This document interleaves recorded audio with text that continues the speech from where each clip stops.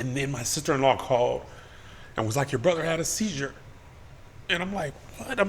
I still had my phone in my hand. I was like, I'm just talking to him. And I was so disoriented that I had a show that night. My wife was like, I'm gonna go to Houston. I think you should come. And thank you.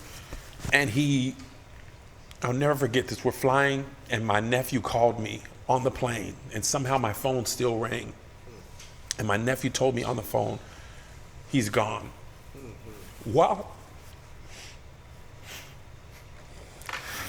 So the last time he was alive, talking to him the night before, we make the New York Times bestseller. Oh, it's the highest high.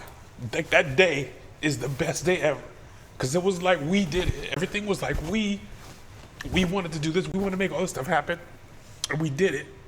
And before we could even celebrate it, you're gone. And then all this stuff starts happening good. And it's like, bro, this is what we worked for. All the stuff, the shows, and it's just like, there's times where I go to text him or to call him, and it's like, your brain doesn't even remember. So, and then on top of all that, his responsibilities became mine. So his family, he's the provider for that family. So now all of a sudden, I've got to help his wife, his kids, but I've taken on more of a burden, even though we're all sharing the same pain. The third funeral was my brother, and now I have to pay for and plan it. I've never done any of this stuff. And then I still got to be my own husband, my own wife's husband, my own kid's father. I still got employees.